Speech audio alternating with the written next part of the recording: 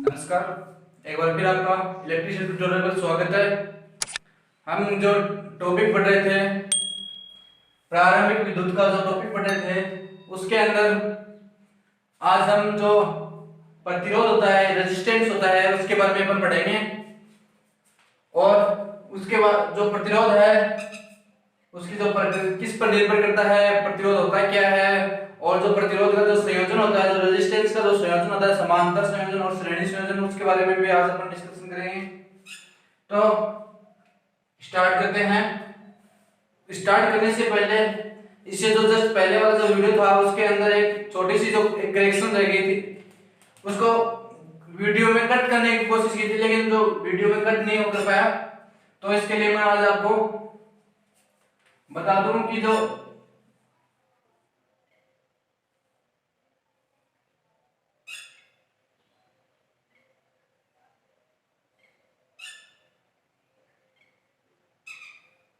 ऐसा कुछ अपन ने एक फॉर्मूला पढ़ा था ओम के नियम से। उसके अंदर जो ये आर है, रेजिस्टेंस होता है, ये होता है V अपॉन आई। इसको गलती से V इंटू आई लिख दिया था, जो कि ओम का नियम था उसको लिखना था। उसकी जगह जो ये आर है, बाई मिस्टेक आर जो है प्रतिरोध का बता दिया था। तो ये जो एक छोटी सी करेक्शन है, इसको आप सही कर लेना। तो इसके बाद में वीडियो स्टार्ट करते हैं।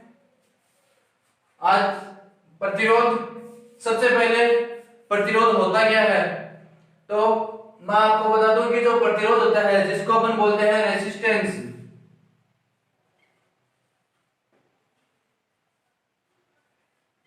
रेजिस्टेंस बोलते हैं इसको आर से, और इसका जो मात्रक ओम होता है, इसका जो मात्रक होता है ओम होता है, और इसको आर से भी शो करते हैं, और इसे इंग्लिश में बोलते हैं रेजिस्टेंस।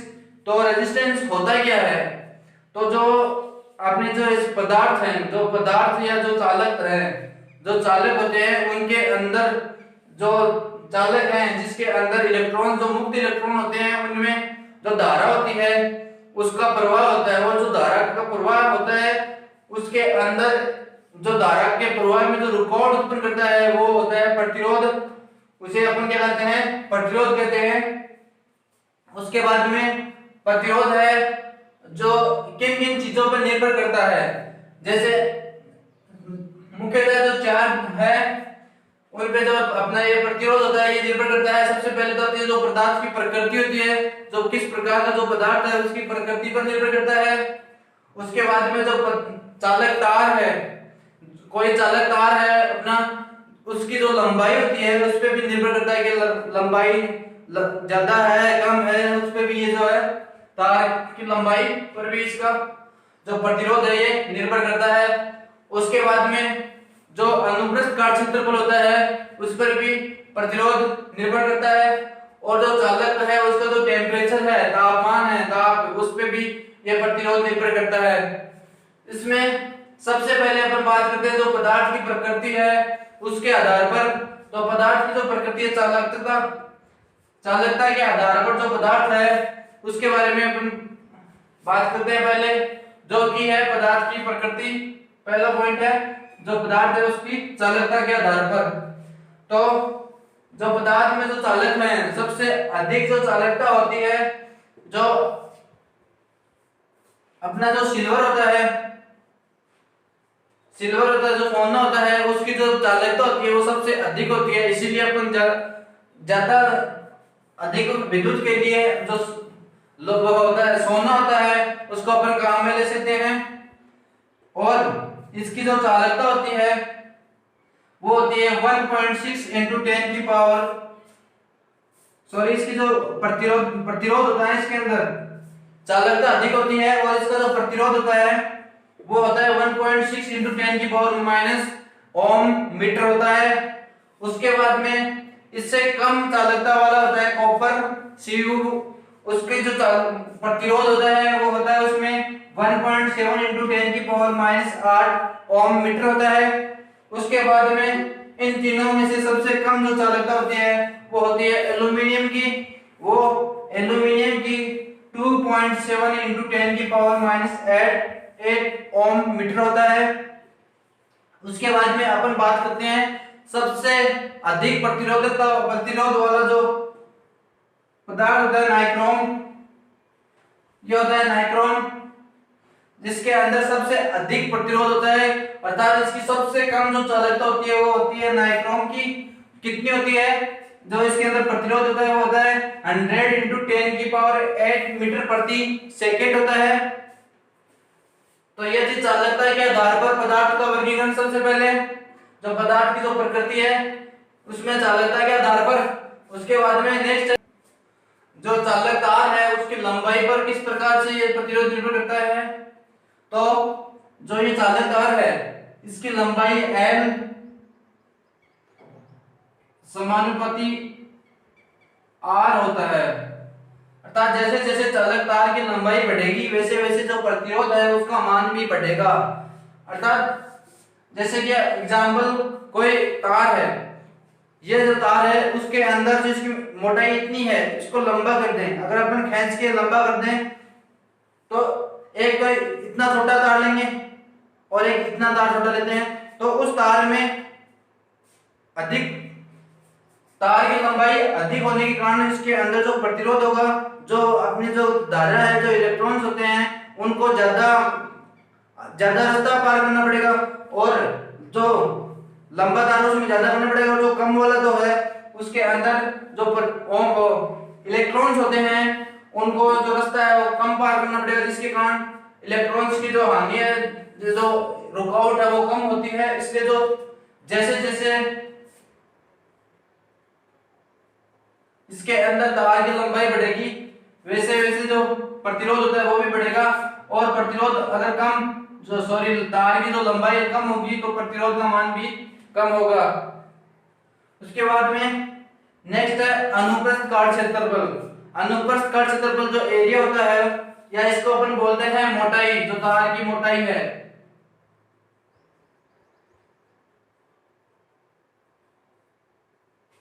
तार की मोटाई, तो इसके अंदर अनुप्रस्थ काट क्षेत्रफल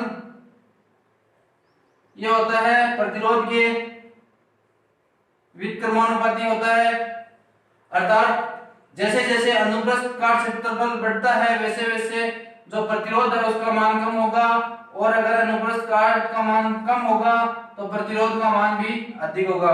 अर्थात अगर तार मोटा है तो उसके अंदर से जो इलेक्ट्रॉन्स है उनकी संख्या है वो ज्यादा जाएगी, और तार इसके अंदर प्रतिरोध का मान कम हो जाएगा, और जैसे ही तार की मोटाई है उसको कम कर देंगे तो ये जो प्रतिरोध है वो तो बढ़ जाएगा, और जो इलेक्ट्रॉन्स को रास्ता जो है जगह है जाने के लिए कम मिलेगी, जिसके कारण इलेक्ट्रॉन्स का प्रवाह कम होगा और उसके अंदर जो प्रतिरोध होगा वो अधिक होता है।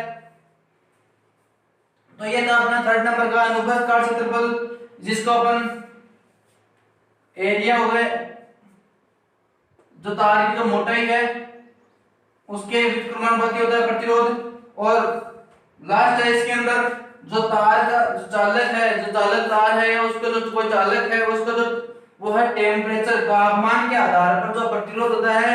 कुछ चालकों में ज्यादातर जो चालक होते हैं उनमें तो बढ़ता है, जैसे जैसे टेम्परेचर बढ़ेगा वैसे वैसे इसके अंदर जो प्रतिरोध का मान होगा वो बढ़ता है। लेकिन कुछ ऐसे अपने पास चालक भी हैं जो ऐसी जो धातुएं हैं अपने पास वो हैं, जैसे ग्रेफाइट है, कार्बन है, इनमें जो टेम्परेचर का मान जो होता बढ़ता है, जिस प्रकार से ग्रेफाइट और कार्बन में टेम्परेचर बढ़ता है तो उसके अपोजिट टेम्परेचर बढ़ने पर जो प्रतिरोध होता है वो घटता है। तो ये कुछ ऐसी धातुएं हैं जिनके अंदर प्रतिरोध का मान घटता है, और ज्यादातर जो होते हैं उनमें प्रतिरोध का मान टेम्परेचर के साथ बढ़ता है। तो ताप बढ़ने पर जो अपना टेम्परेचर है, जो टेम्परेचर बढ़ेगा तो जो प्रतिरोध है वो भी बढ़ता है। तो यहाँ पे T समानुपाती R अर्थात प्रतिरोध, और ये है T तापमान टेम्परेचर, ये इसका जो फॉर्मूला हो जाएगा T समानुपाती R। उसके बाद में जो कुछ धातु हैं उनको छोड़कर जो ग्रेफाइट है और जो कार्बन है उनके अंदर जैसे जैसे टेम्परेचर बढ़ता है वैसे वैसे प्रतिरोध, जैसे टेम्परेचर बढ़ेगा प्रतिरोध का मान कम होगा, जैसे घटेगा प्रतिरोध का मान बढ़ेगा। इसी प्रकार कार्बन है, इसमें भी T व्युत्क्रमानुपाती R होता है। तो ये थे आज के जो प्रतिरोध है किस पर निर्भर करता है, पदार्थ की प्रकृति पर, टेम्परेचर पर, अनुप्रस्थ काट क्षेत्रफल, इन पर जो और जो चालकता का जो टेम्परेचर है उसके ऊपर जो पदार्थ होता है वो निर्भर करता है, सॉरी प्रतिरोध निर्भर करता है। इसके बाद में अपन बात करेंगे जो अपना प्रतिरोध होता है, प्रतिरोध का जो संयोजन होता है, श्रेणी संयोजन और एक होता है समांतर संयोजन, उसके बारे में बात करते हैं। तो आते हैं नेक्स्ट पॉइंट पे,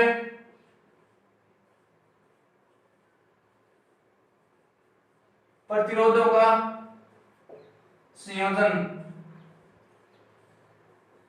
किस प्रकार से हम प्रतिरोधों का संयोजन करते हैं? सबसे पहले आता है समांतर क्रम,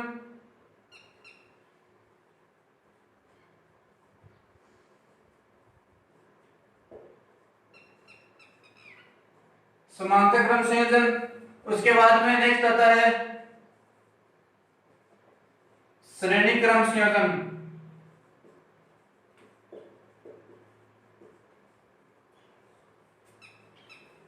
इसको अपन बोलते हैं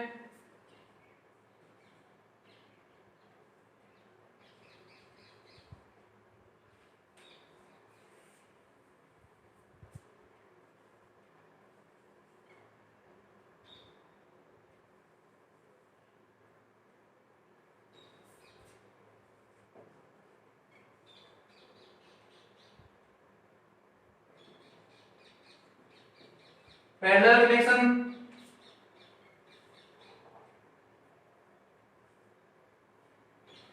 दूसरा है श्रेणी क्रम, इसको बोलते हैं सीरीज कनेक्शन।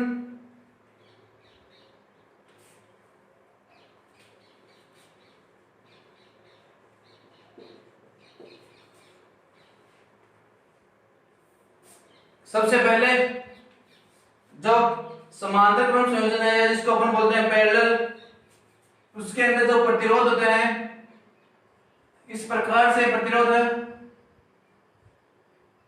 और ये भी इस प्रकार से प्रतिरोध है। तो इसके अंदर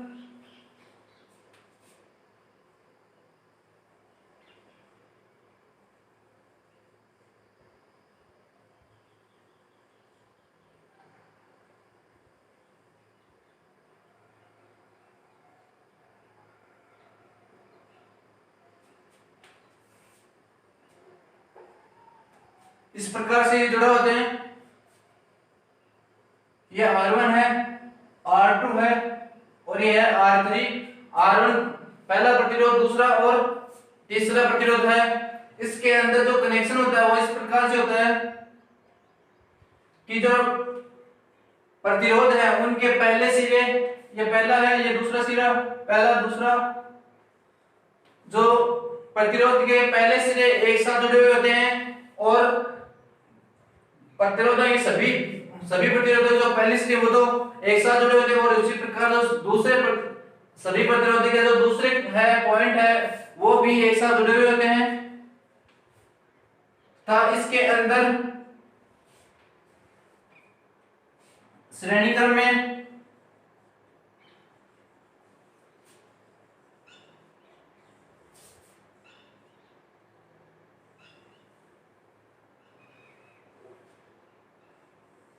इस प्रकार से जुड़ा होता है।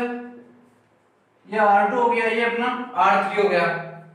इसके अंदर जो R1 है उसका ये पहला सिरा है, ये दूसरा, ये पहला इसका, ये दूसरा। तो जो R1 है, जो पहला प्रतिरोध है, उसका दूसरा सिरा जो दूसरे वाला प्रतिरोध होता है उसके पहले सिरे से जुड़ा होता है और जो दूसरा प्रतिरोध होता है उसका जो दूसरा सिरा है वो तीसरे नंबर का जो प्रतिरोध है उसका पहले सिरे से जुड़ा होता है।